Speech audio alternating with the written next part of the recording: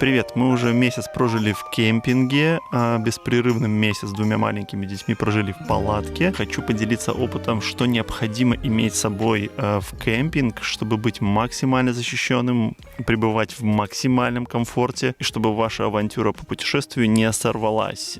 Сейчас я и моя подружка Мохнаточка вам подробно все расскажем. Мне просто написали как-то, что я с ней несерьезно выгляжу, поэтому я продолжаю с ней. Еще бы, нечего делать, серьезно выглядеть. Начинаем с автомобиля и упаковки. Все зависит от того, насколько вы емкие, насколько вы располагаете свободным местом. У нас не супер маленький автомобиль Tiguan Allspace удлиненный, нормальный багажник, но все-таки нас 4 человека, заднее сиденье полностью тоже заняты детьми, с 2 креслами.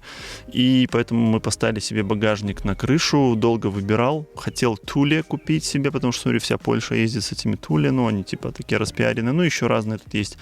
И Taurus, местный производитель, и Interpack тоже, который скопировал, делал дубликаты из Hapro. Есть такой Hapro, боксы, это голландское. В итоге, выбирал, хотел купить Thule, но как-то мой выбор пал на тот самый Hapro, оригинальный из Голландии, на которого 5 лет гарантия, 530 литров емкость, Hapro Trackster 8.6. Очень доволен, все классно, двухстороннее открывание. Отзывы почитал, все круто. Нормально туда все помещается, все хорошо, очень легко монтируется, так что с этим проблем нет. Обязательно багажники для велосипеда, потому что мы хотели велики стопудово брать с собой, и вообще смотрим, да, это база тоже, если они есть, зачем их летом где-то оставлять, их нужно возить. С багажниками для велосипедов была реальная проблема, я выбирал долго, капец как долго выбирал, и остановился на не самом дешевом варианте, фирма Yakima Just Click. Супер-мега, прямо как на видео показано сейчас, он просто таким движением одевается и снимается. Просто Just Click, он так и называется, Just Click. Без каких-то дополнительных монтажей, и все очень удобно, очень классно, но он не дешевый. Поэтому нужно смотреть. Есть еще разные другие производители, и местные, и польские производители, как Aguri, вроде бы на 4 велосипеда, нам на 4 велика нужно было, а этот как раз на 3 плюс 1 дополнительный такой сетик ставится и одевается. Еще один велик. Очень стрёмно было ехать первое время, все шатается. Все работает. Мы уже катаемся, уже почти 1,5 месяца мы тут в дороге. Все хорошо. В общем, еще по машине могу сказать, по мелочи, потому что вещей очень много, мы забиты под завязку.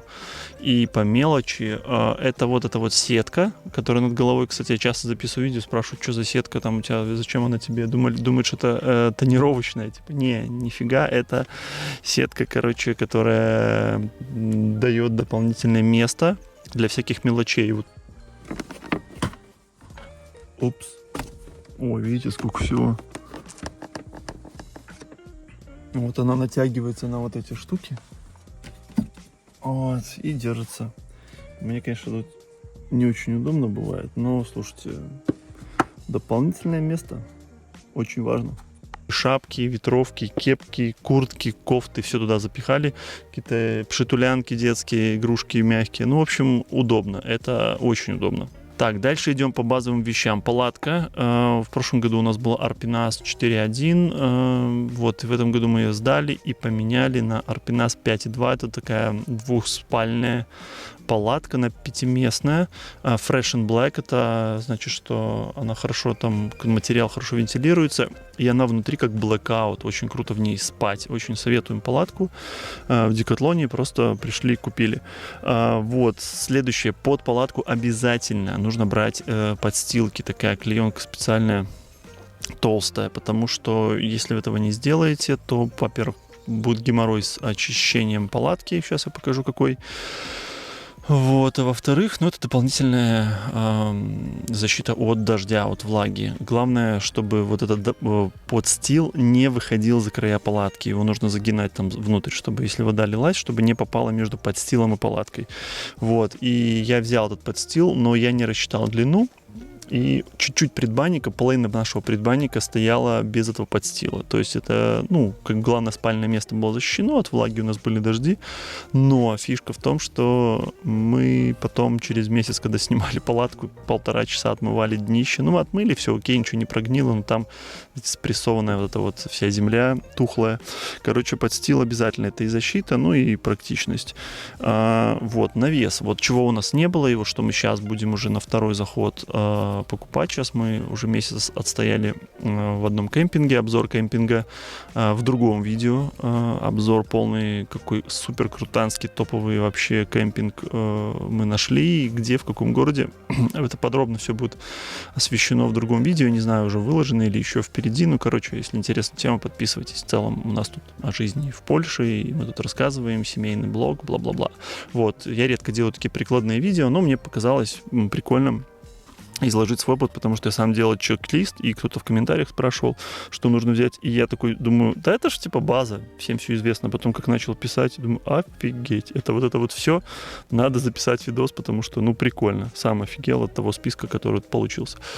Короче, навес, вот, на любую палатку, он тоже кехеевский, вот этот, из Декатлона подходит, называется, как он там, Освона Fresh, да, Освона кемпинговая, вот эта крыша, она просто дает тебе, если вдруг дождь, дополнительную защищенность, удлиняет пространство для жизни, там классно сидеть, завтракать, готовить, ну, просто быт вести, плюс от солнца тоже тень, если вот короче, и туда-сюда, поэтому мы обязательно ее докупаем, она стоит там в районе $100, тоже 300-350 злотых вроде, надо ее докупить, и мы это сейчас сделаем. Смотрите, дальше спать, надувные коврики, у нас вот такого плана, сейчас покажу фотки, вот такого плана у нас дешевые коврики, хотя они, ну, так дешевые относительно, вот, но советуем, вот наши друзья покупали из Кюхея вот такие самонадувающиеся, тоже двухспальные, вот они крутые, они прямо внутри уже с пенкой еще тоже с изоляцией, поэтому они офигенные, прям крутые. У нас простые такие, их нужно надувать, там насосик такой встроенный, тоже не нужно дополнительного насоса, их нужно надувать, ну, такие китайские, короче, вот эти штуки. Вот, но уже в этом сезоне их доюзаем, уже в следующем докуплю вот эти декатлоновские. И помимо этого надувного коврика обязательно все равно нужно иметь туристические коврики, потому что они, это именно вот изолирующая пена, вот они не пропускают холод вообще. Вот эти все равно надувные, они могут пропускать. Мы, кстати, перед тем, как стелить спать, первые 2 ночи поспали, потом решили у GPT спросить. GPT вместе, он нам продиктовал, какие слои, как, что, зачем полностью ложить, чтобы было комфортно спать и тепло, и не промерзать. И реально мы поменяли полностью эту стратегию укладки слоев, поэтому тоже пользуйтесь вот этими нейросетками в таких практических вещах, очень сильно помогают.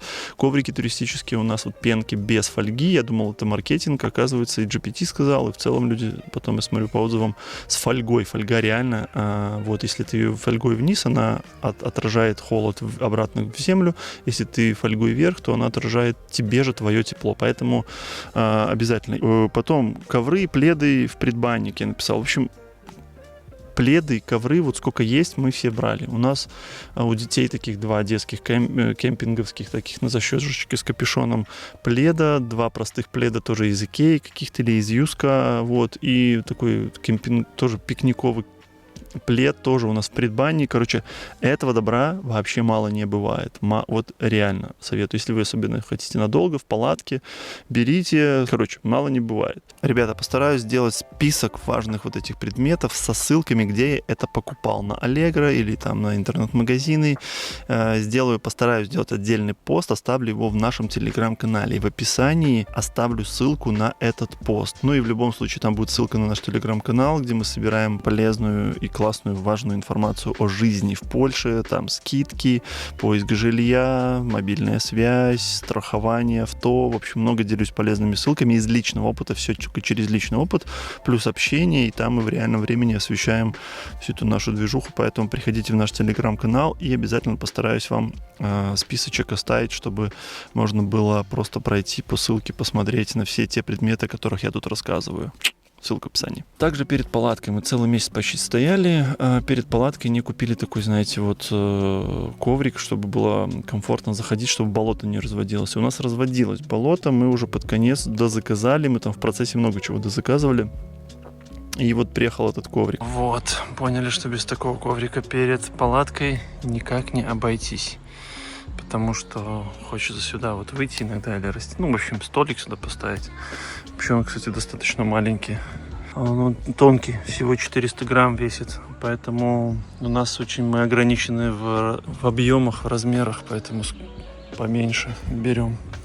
Особенно если у вас еще будет этот навес, о котором я говорил, под него тоже прикольно что-нибудь постелить. Ну, вот как делают в кемперах. И тогда вообще супер-мега комфортно. Идем дальше. Мебель и кухня. Ну, столы, стулья, тут уже на свой вкус, на бюджет. Я пришел в Decathlon, посмотрел вот этот набор стол и 4 табуретки, 300 злотых он стоил. Я думаю, блин, посмотрю на Allegro, заказал что-то похожее за 100 злотых. На Allegro он пришел, я его распаковал, сразу же запаковал и вернул, потому что полная шляпа. Пошел в Decathlon, купил за 300. Декатлоновский набор обеденный, стол и 4 стулья, 4 стульчика. Сеточка дополнительно покупали за 50 злотых. В общем, там качественные эти табуретки. Они неудобные для того, чтобы сидеть и чилить, но у нас, повторюсь, у нас мало места. Мы очень экономно к месту, очень практично. Я прямо мега педантично выбирал все вот эти вещи. 4 табуретки, чисто сесть, поесть и все. Для чиллинга у нас есть маленький столик, за которым мы пьем чай, и 2 таких вот тоже китайских кресла, которые вот недавно, только в прошлом сезоне вошли в моду, так прямо активно. Они уже и в Декатлоне, похоже, есть. Ну, на Allegro вон по 50-60 злотых такие продаются. Они уже такие у нас с прошлого сезона подушатанные. Мы их в прошлом году мало юзали, а в этом прям активно. И вот надо еще 2 таких дозаказать, потому что дети все время хотят сидеть. На самом деле они комфортные. Они комфортные, выдерживают вес нормально, прочные вот такие стулья.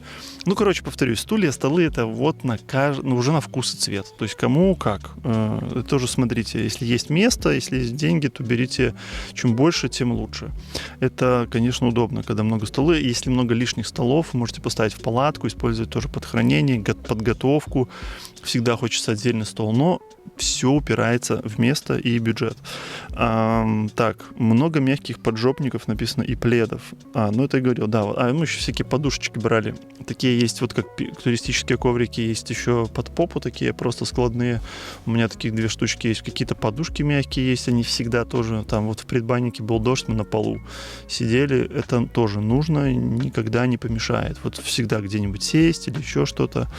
Поэтому такие вещи уже, ну, это как дополнение. Газовая горелка и баллоны. Вот у нас однокомфорочная такая газовая горелка стандартная, тоже на Allegro в прошлом году заказывал, и газовые баллоны. Но в этом году мы уже поняли, что нам не практично. Во-первых, на улице, если вот готовить, очень КПД этого газа, очень, если без заслонки я не купил.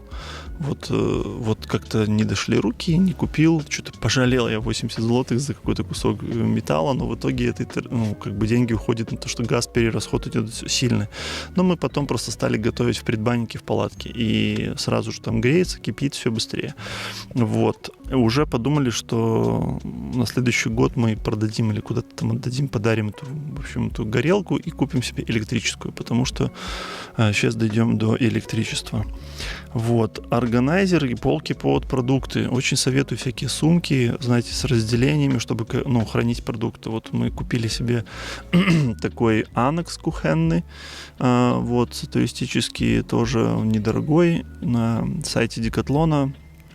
От партнеров, очень классно, вместительный, очень удобно. Без него вообще было, он реально добавляет прям комфорта.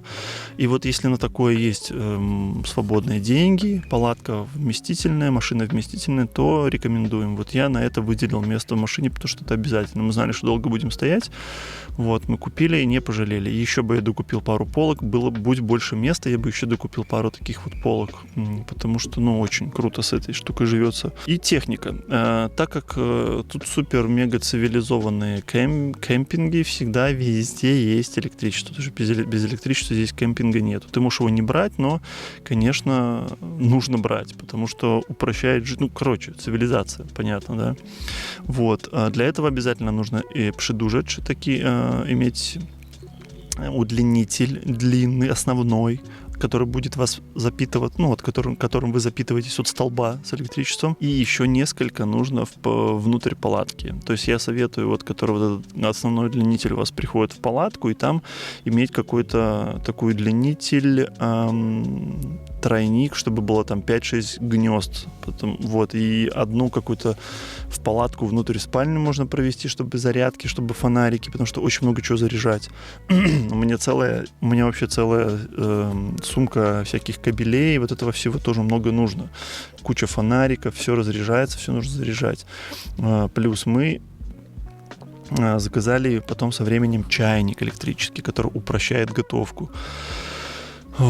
Просто заказали, так как мы приехали год назад в Польшу, и мы снимали жилье, там был чайник, мы свой не покупали, был не нужен. Вот сейчас все равно мы поедем, наверное, будет нужен свой чайник, я не знаю. И, в общем, мы заказали, и он прямо мега упростил жизнь, потому что греется вода быстро, кипяток, даже для готовки. Не нужно ее кипятить на газу, то есть она уже есть готовая. Там варишь макароны, ты просто закипятил, быстро залил, все, уже продолжаешь на газу готовить.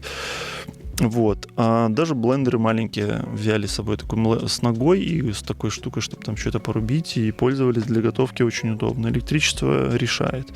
Электрическую плиту тоже, раз уже ты за электричество платишь, то электроплиту, она будет лучше работать. Так что и не надо будет эти баллоны постоянно докупать, возить этот газ в машине. Фонарики, я сказал, уже нужно много, потому что их везде хочется развесить для уюта, и просто, чтобы был банально свет. На голову у нас, каждому человеку я купил фонарики, 2-3 висячих внутрь, какие-то фонарики, гирлянды, все это тоже еще в прошлом году на тему там заказывал, что-то хорошего качества, что-то совсем шляпа, но советую однозначно раскошелиться на один хороший фонарик, который будет у вас нормально заряжаться и медленно разряжаться, давать свет, который можно и вешать, и ставить, и на голову обязательно каждому, потому что может там куда-то пойти, ребенок просто там в туалет, в кемпинг пойти, он может сам.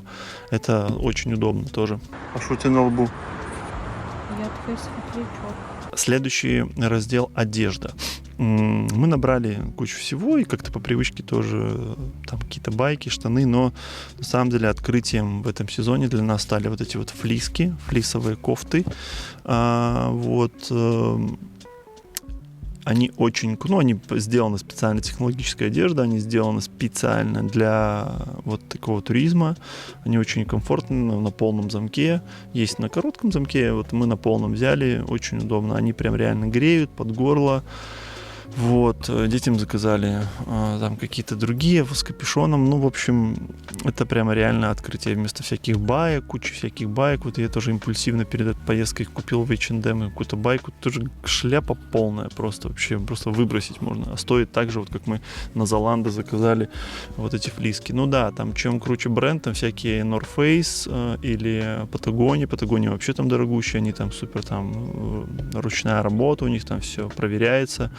Масс-маркет такой уже как Columbia. В принципе, мы взяли Columbia на скидках, очень классные скидки были. Мы заказали прямо туда в кемпинг, нам приехали. В общем, советуем одежду такую, подумать об этом для детей, и для взрослых, если идете и боитесь холода, что как мы в июне могли застали холод. Термобелье, у нас его не было. В следующем сезоне будем готовиться, термобелье будет обязательно. Детям, и себе тоже теплые эти носки и шапки. Шапки, особенно для детей, важны спать, когда холодно, у них через голову эта терморегуляция происходит, поэтому обязательно. А по одежде еще ветровки обязательно тоже иметь, дождевики, просто там какие-то, не знаю, я тоже с Тему или на Allegro можно заказать дождевики, и резиновые сапоги. Желательно, потому что если попадаете в дождь, детям очень удобно. Они у нас вообще бодялись в них там в дождливые периоды, круто. Как бронетанк, одел и пошел. Но по одежде так. Дальше чего у нас не было практически весь весь наш кемпинг месячный. Это костер. Ну, приезжали наши друзья с мангалом. Мы попалили костер и поняли, что, блин, это must have. Потому что без огня и с огнем это совершенно разный отдых. Это и уют, это и тепло, это и место сбора, место притяжения, это и барбекю, и гриль. Короче, я долго-долго выбирал себе этот мангал. Мы смотрели, я не хотел себе какой-то шляпошный, я хотел себе уже такой, чтобы классный. И вот заказал себе очень крутой, брендированный из Швеции. Приехал к нам прямо туда, и это вообще топ. Так. О, красавчик. Мангальчик наш. Ой, блин, выбирали долго. Читали много про него. Наш новый член семьи. Создатель уюта и колбасы гриль. Ну, вот такой он раскладной, небольшой. Долго мы выбирали, искали, но выбирали именно для того, чтобы полить в нем костер, чтобы это можно было костричек маленький распалить для уюта. Дровишки подбрасывать, костер, вот это зольник, сюда это все падает. И дополнительно, если нужно, ты просто делаешь себе гриль. Вот так вот он заявлено, что прямо рубишь там даже бревна, дрова, и все в нем горит. Ну, короче, тут прямо все у них супер четко. Они проводят испытания каждой плитки перед отгрузкой. Чуть ли тут так заявляется высокотехнологичное производство этой компании. Шведский производитель. Ну, не знаю. То есть они с 1892 года делают вот такие походные плитки для путешественников и исследователей. Проверим. Прикольно. Тестировать наш новый мангальчик. Так, жалко, он такой весь, блин, такой весь, вот как айфончик его распакованный, такой весь приятненький. Что там с ним будет? Надеюсь, вот эта штука вообще такая тонкая. Я не знаю, насколько не покорежит его, не покоребит. Ну, производители заявляют, что высокотехнологичное, будем проверять.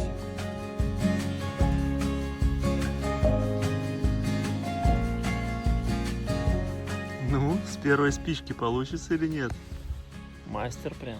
С первой спички. Одна спичка. Как в «Пятом элементе».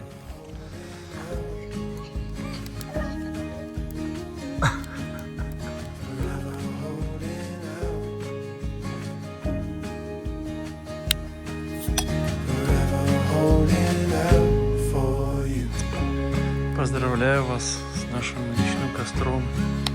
Блин, офигеть. Вот это совсем другой уровень. Как будто и не в кемпинге не были. Да, как будто вот только сейчас приехали. Самый главный раздел, как обещал, лайфхаки. Это то, что не очевидно, но прямо спасло наш отдых в прямом смысле. Вот прямо вытащило. Это когда было холодно, мы дозаказали себе грелки. Простые, старые дедовские грелки. Резиновые, но вот они еще тут с такими няшными всякими свитерочками. Просто набираешь в них горячей воды градусов 75-80 и кидаешь в спальник. Топчик вообще, просто бомба. Особенно для детей. Ну и Настя у нас вот мерзла. Вообще просто обалденно. Засыпаешь сразу. Ну, они остывают под утро, но оно остывает к твоей температуре. То есть он уже ниже твоей температуры не остывает, потому что, ну, там в спальнике аккумулируется тепло. Вот. Ну и спальники, кстати, да, забыл сказать, что спальники обязательно нужны, да. Вот, ну это, я думаю, очевидно. Печка, я про нее рассказывал в прошлом видео. Вот эта печка, она в несколько раз нас просто спасла. Вот реально, когда вот дети прямо промерзают на улице, приходишь, включаешь, она сразу же, она мощная, ее нельзя использовать в палатке, я уже тоже рассказывал, но под таким вот тщательным присмотром, прямо сидя возле нее, никогда нельзя было оставлять, потому что она слишком мощная для палатки, и обязательно там, где есть вентиляция. Вот, но ты приходишь в этот предбанник, быстро забежал с холода, включил ее, и она мгновенно тебя обогревает, мгновенно.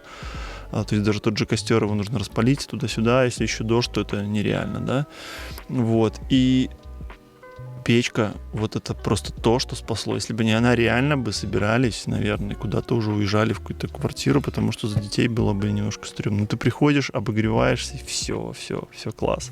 Все становится хорошо. Также хочу посоветовать всем просто от всей своей души вот эту классную штуку. Такие сейчас помпочки, насосы, раковины портативные, заряжающиеся от USB, от USB-C, от Type-C. Короче, там по-разному бывает. Ну, в общем, это мне посоветовал мой друг из Белоруссии, мой коллега из прошлого и друг душевный, с которым мы продолжаем общение. Вот он тоже любит вот эти всякие движухи туристические. Он мне пишет, блин, тоже: Дима, смотри, что прям открытие года. И вот он мне присылает эту штуку, я нашел здесь в Польше.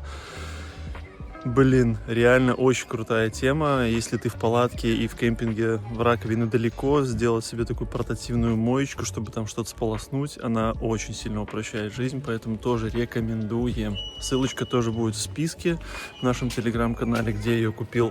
Приходите, там забирайте. Потом такая маленькая деталь, которая тоже очень важна.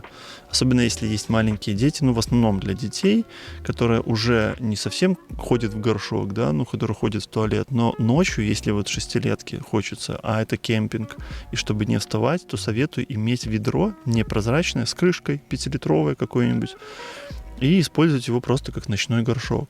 Закрыли, но утром встали, пошли, вынесли. Это реально решает вот много гемора. Представляете, ночью вы просыпаетесь: мама, я хочу писать, да, к примеру. Вот, ну, у нас дети вообще крепко спят, но бывает. Или так это даже не ночью, это даже просто, представляете, вот вы помылись, пришли из душа в кемпинге, уже там часов 10, вы ложитесь спать, читаете сказку там детям, да, и он говорит: я хочу писать, а вы уже все, вы уже лежите. Все, открыли этот сам, вышли в предбанник, ребенок сходил, ведро, закрыли его крышкой, непрозрачное ведро с крышкой. Реально советую, реально крутой рабочий лайфхак. Вот такой вот наш опыт, надеюсь, был вам полезен. Если был полезен, то поставьте лайк, поддержите видео, напишите в комментариях, может быть, еще какие-то интересующие вопросы, я о чем забыл рассказать. Подписывайтесь на канал, смотрите наш сериал о путешествии, как мы кочуем с семьей без жилья в одной палатке, ну сейчас в домиках, переезжаем с места на место, впереди у нас Хель, потом еще месяц кемпинга, поэтому будет много интересного, классного контента, и на канале уже много классных, крутых, душевных, семейных видео о жизни в Польше и не только, поэтому подписывайтесь, всем рады и увидимся в новых видео, пока-пока.